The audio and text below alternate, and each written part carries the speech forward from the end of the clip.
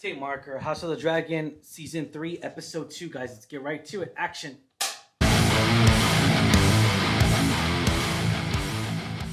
Here we go, guys. We are back at it. House of the Dragon, season 3, episode 2. One of the key things that we ended with was episode 1 was Jace is gone. He died. Man. It ended in such a surprise, shocking episode 1. Speechless. I think we were speechless. Yeah, we really were. And we're back. I figured it would happen eventually, just not the very first episode. I know. And kudos to the creators behind this once again. That really shocked the world and shook the world to where it's really creative in a way, because it's unknowingly. This is what we want, though. We want the show to be very surprising, and we want it to be very unpredictable, and it totally was. We don't know who's gonna die next. We don't know anything like that. But let's get started with episode title, "The Queen's Gambit." This episode 2, guys. But first and foremost, Angela, I do want to ask you. So, what did you think of this episode 2? And we'll go on to full spoilers and everything. Eventually, we'll kind of go out and about throughout the whole episode. But what did you first think? An instant reaction. We just got done watching it. What did you think of this episode? I still feel like, even though a lot happened in the episode, I feel like we're only scratching the surface of what's to come. I feel like this was still also like a setup of like, okay, it can't be that easy. Like, there's obviously, I think it was 8 episodes total? 8 episodes, yep. Episode 2, and I feel like something like the rug's gonna be pulled from under us. Like, I feel like something's really close to happening. Yeah. And I can't quite put my finger on it. Yeah. And it's killing me with the anticipation. But I overall thought this episode was really well done. We see the immediate aftermath of what happened from episode 1. Mm-hmm. And we see kind of, again, there's a lot of setup of like, okay, next moves. Yeah. And we see where she's at now. That's culminated the past 2 seasons. And there's just still so much more to come. And I just am dying from the anticipation. Yeah, I was devastated to see Chase was gone last episode, and I'm still in mourning because of the fact how much of a character driven he was. I mean, he was in this role for 5 years, the actor, since he was 17 years old. Now he's 22, and so knowing that he kind of grew up from teenager to adult into this role, and we kind of seen him from the get-go from season 1.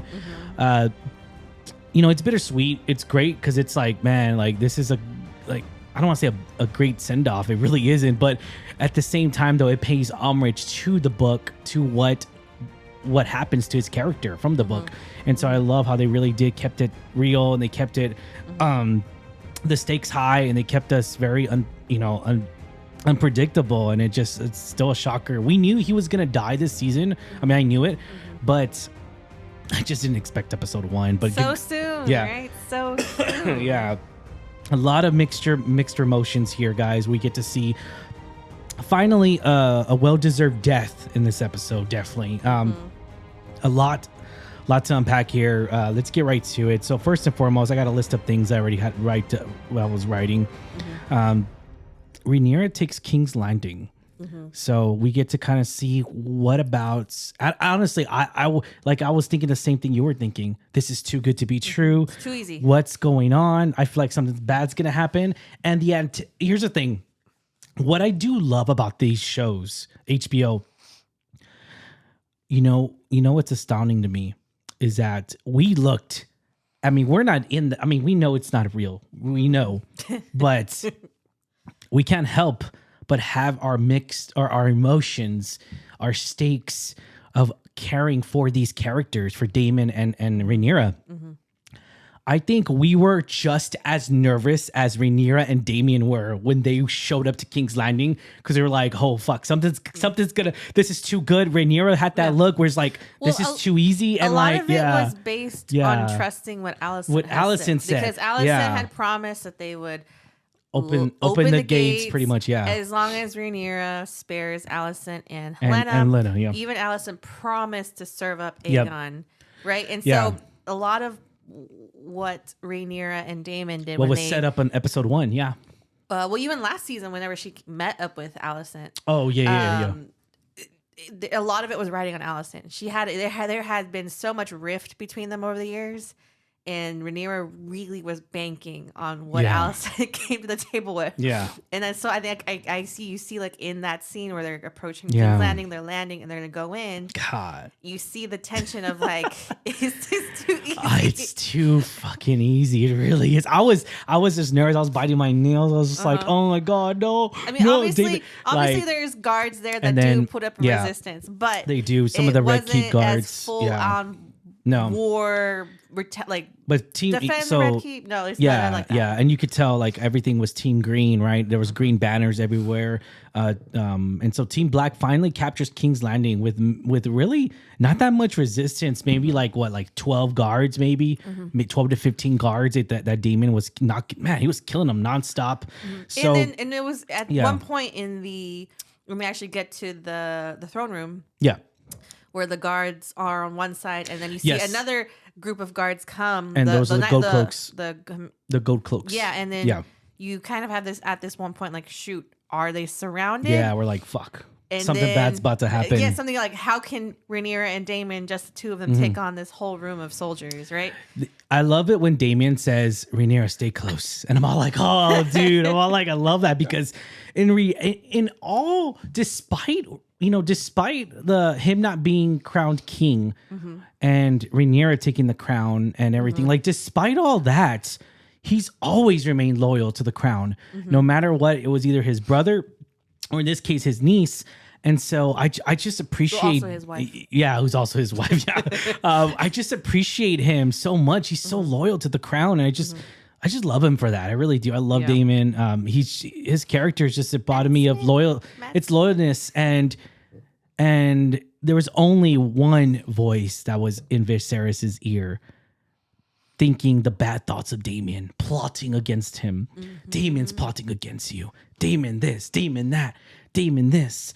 And we can't tell your brother this. Yeah, but right before I say his name, guys, and he well deserved death. After seasons of fighting for the throne, Rhaenyra finally sits on the Iron Throne here.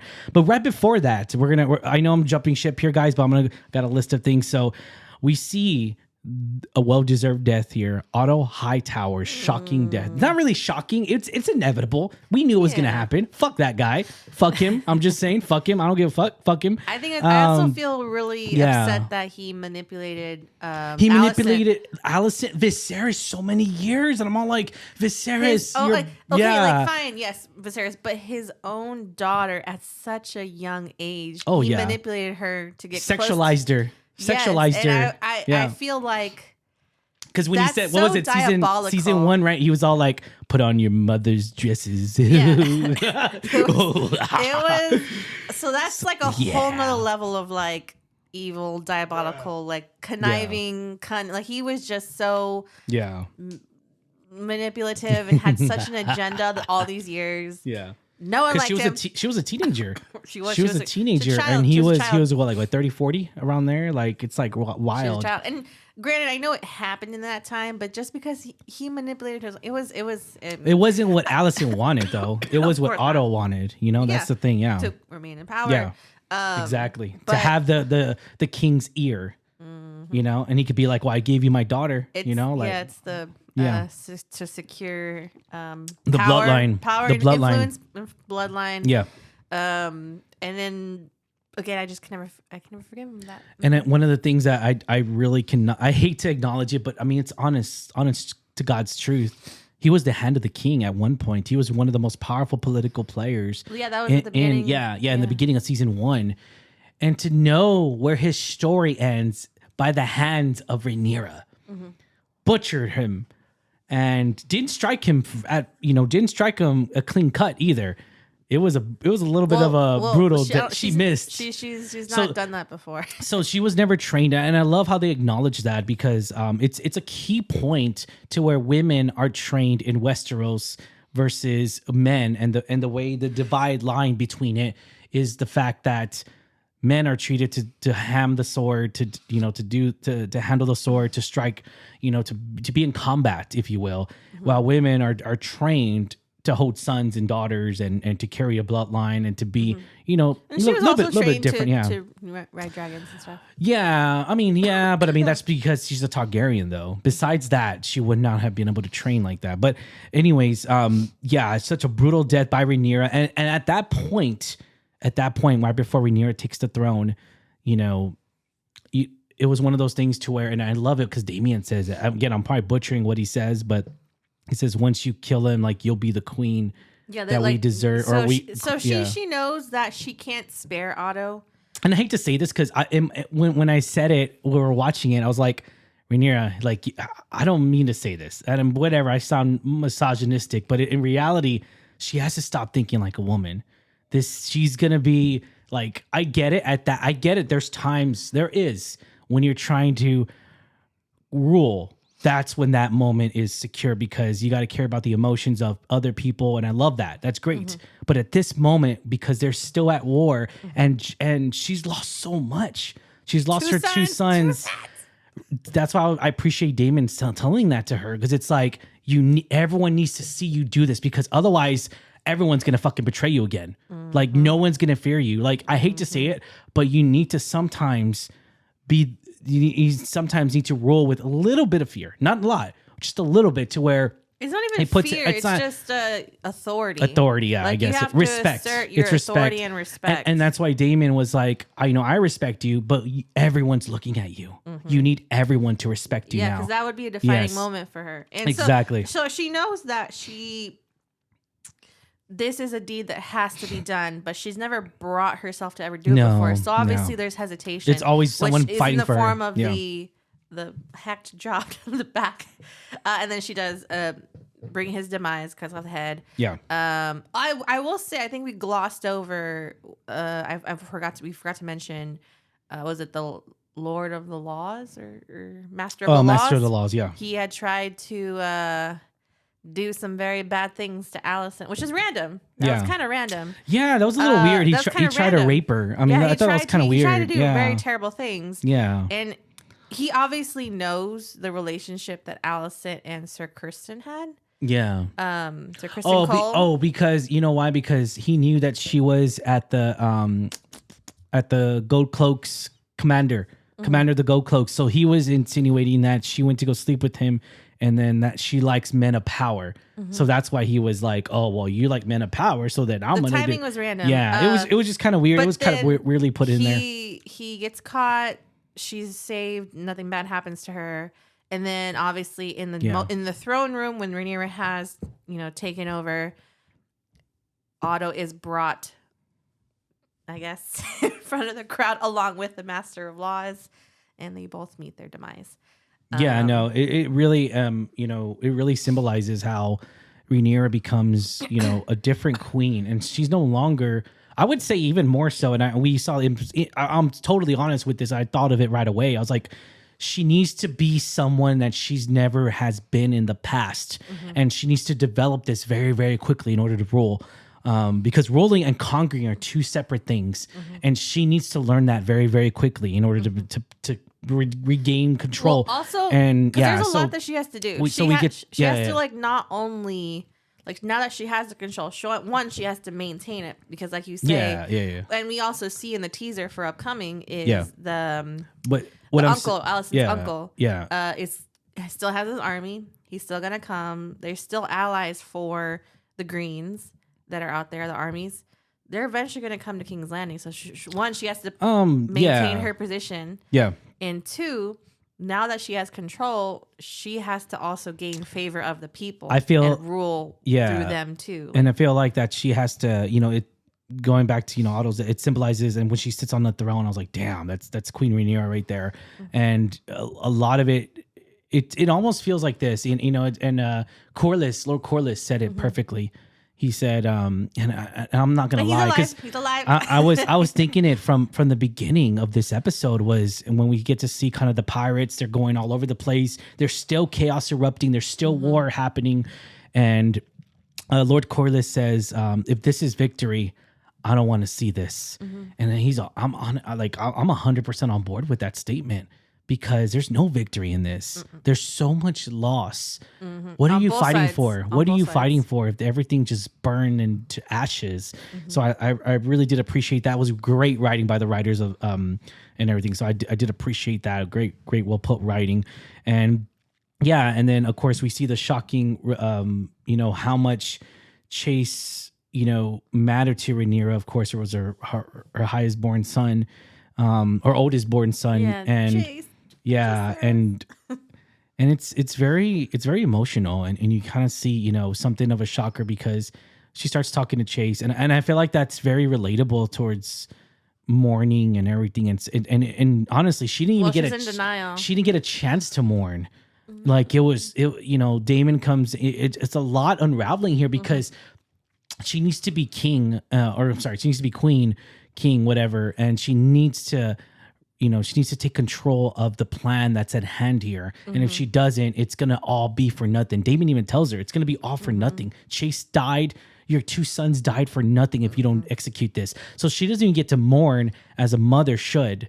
And so something I really did, I really liked it because they acknowledged that a lot in this episode. So, it's true. Yep. I mean, they would have died in vain if she didn't. And then take action. Yeah, exactly. And then on the midst of all that, when the dragons are there, we kind of see Alicent really is trying to sneak away. She's trying to get away and trying to hide, and I mean Helena, with Helena, and her son too. I think her son, right? I think it's her son. Yeah, her son. And so, but obviously the Gold Cloaks find her very, very easily, and she's kind of forced in a way to see the execution of her dad. Yeah, I don't think she witnesses it, but she gets but she sees it. It's literally like minutes before he died. Yeah. And it kind of I think at that moment she realizes that her family's power to the throne is completely gone after that. Like she realizes that, and I kind of I like how they did that. That was a little cute little a cool little montage there where we kind of see that connection there. And then right before all the, while this event is happening, in the midst of this, we see Aemon, he actually heads towards Harrenhal. Yeah, Harrenhal. Come to find out. With Vhagar. Little did he know was that Daemon expected all that. They all did. Aemon leaves King's Landing and continues his campaign by himself, alone, with Vhagar, and starts burning up the castle. Man, honestly, Daemon and them spent years repairing that castle. I didn't I mean, that castle's been in ruins for it's been in ruins for decades, and if you read the books and everything. So anyways, his storylines becomes increasingly kind of like solo in a way, because he's by himself. We're Sir Christian. He didn't wait for Sir Christian. There's a lot happening here that I feel like that we didn't get out of this episode, because it ends with him. He gets stabbed. He's bleeding out, and the witch is right there. So we're kind of left in his storyline right now is kind of left in limbo. I think we're gonna touch base. Honestly, I really think we're gonna touch base episode 3 of him where he's at, because we didn't really see anything. I honestly, I don't think he died. Honestly, I think he's still alive. Yeah. And I think that he's not dead. Yeah. Alice and Aemon relationship, storyline, if you will, is going to take off somewhere. I think he's captured by the queen. By the witch. In what capacity what goes on from there, I'm not sure. Because I still am not 100% sure where Alice lies. Yeah. As far as a loyalty. I think it's going to go to Rhaenyra. It's going to go to Rhaenyra. I think so. I really don't know. I think so. But it also hints, because if you saw Aemon's sword, when he looked like he was about to stab her, you saw the darkness, the witch powers, I guess, or however you want to say it. It seems like he might be captive. He might be held captive by the witch and everything. So I'm actually interested to see how that story is going to unfold. Yeah. Be very interested in that. But now, and also Aegon, because we saw also he was on the road. He was being transported to, I guess, Dragon's. And the pirates were going chaos. So now we don't know where Aegon's going. I think they said, Larys is there. I don't know how they're going to get on foot. I mean, they're already, he's already a crippled, so it's definitely a little bit different. I think he said he was gonna meet up somewhere else, but it was a long journey, and he was still pissed at Laris for selling him out, even though it was, I guess, a calculated move to spare their lives. Exactly. So their journey is still pending. We don't know what's gonna happen with that. Rhaenyra, when she takes the throne, that's her next move. Bring me Aegon. I bring him here. She knows what has to be done to complete her ascension, and we'll see. No one knows where he's at this point. We'll see if he's captured at some point in the next few episodes. And now we finally see momentum coming from Team Black. Everybody, Team Black is finally taking the throne. Rhaenyra is taking the throne. Now it's what's next. You're right. We have to figure out who else is Team Green. Now Team Green. Sir Christian's gonna find out. Sir Christian's gonna find out. The uncle, Alicent's uncle's gonna find out. And then also the Starks are still coming down. I know. Oh yes, yes they are. Yes, the Starks with 40,000 soldiers. The North remembers. Yeah, for real. I'm not gonna lie. I'm so happy for the casting of the Stark. Oh my God. I'm so happy from Sons of Anarchy. He's from so many other projects, but I'm so happy he's in it, man. God, I'm happy. I really am. That was a great casting, by the way, guys. House of the Dragon press junket casting director. You did a great job casting him. He fits in well into the Starks. And I love it too, because he's like, we're here to, what does he say? We're here to fight for the dragon, or we're here to die for the Dragon Queen. I just love that line. I was like, yes, love that. Damon loved it because I loved every bit of it. But definitely interested to see how everything's gonna change now. And we're early on this season. Obviously, we're about to hit up episode 3 next week. But yeah, momentum now belongs to Team Black. Finally, they get a win, even though they could cost them so much. It really did.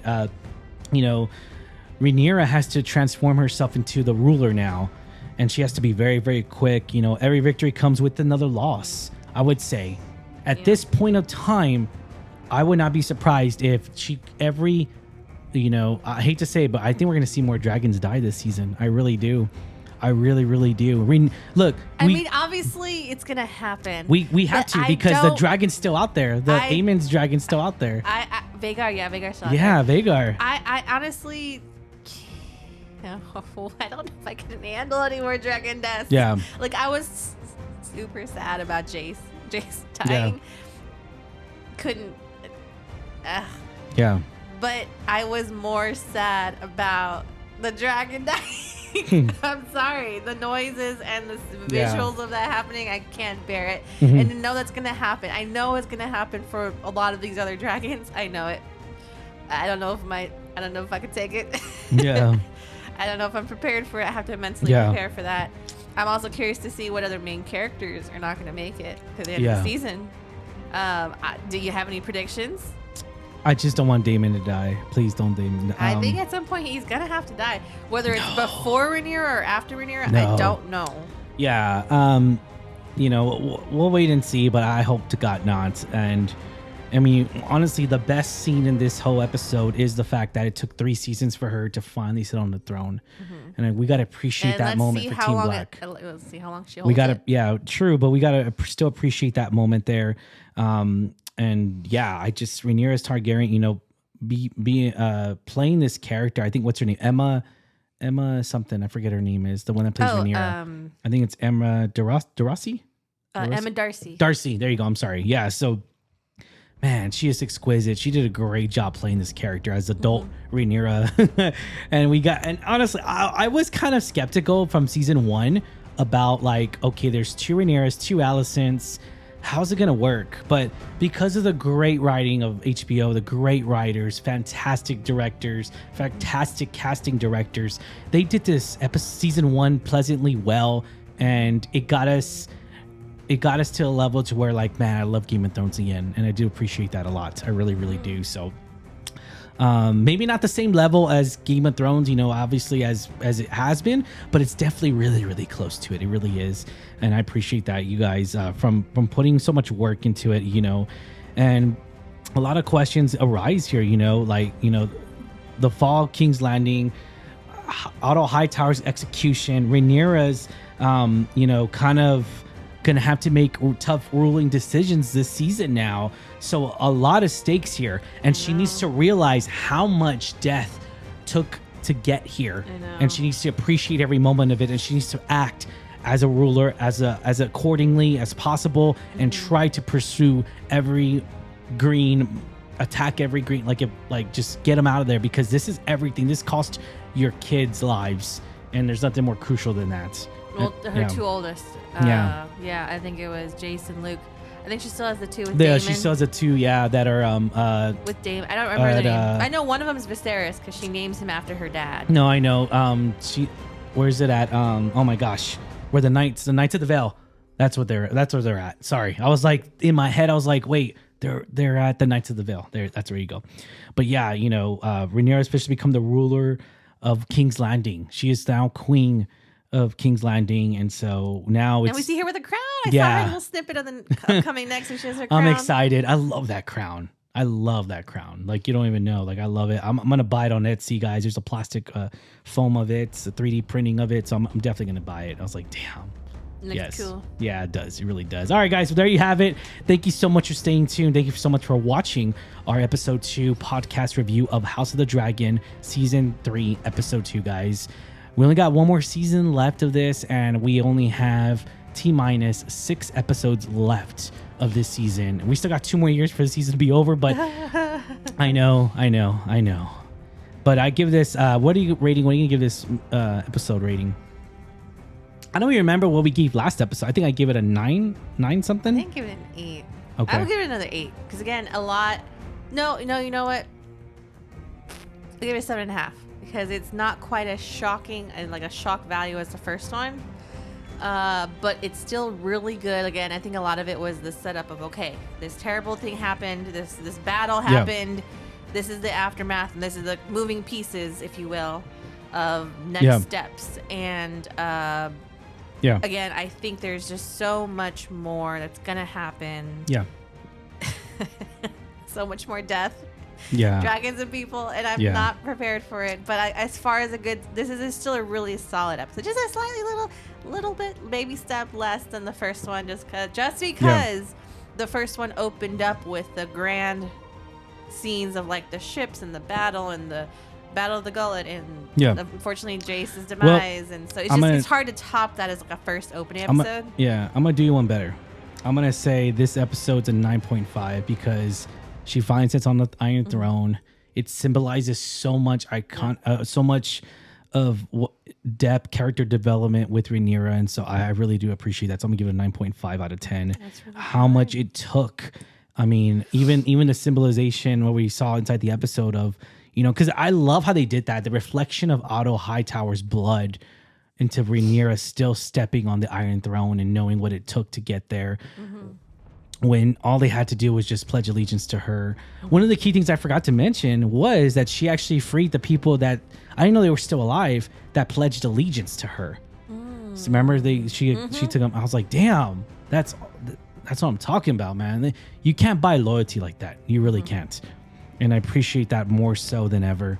And I just, one of the things I do want to say, guys, is just this season is just, it's been fantastic. Even though we're only on episode 2, it's been fucking great. Oh my God. Like I can't, these past 2 episodes have been just 9s for me. They really have been. And I can't believe it. Like I just can't, I'm in shock. I'm like, damn, these episodes are great. I've been really watching them any chance I get. And I'm excited to see what this season unravels here. But thank you guys so much for watching, listening to us on our podcast, or watching us on our YouTube channel. But all right, guys, there you have it. This is House of the Dragon again. Once again, guys, signing off for you, Alamo City Movie Talk with House of the Dragon season 3, episode 2, guys, for our review. And as always, I am your host, Ryan D. Ryan 680. I'm Angela, that Caladiange. It's Alamo City Movie Talk, guys. You know what to do. Like, share, subscribe, and we'll see you at the movies, or in this case, we'll see you at home box office. HBO, baby. Catch you later.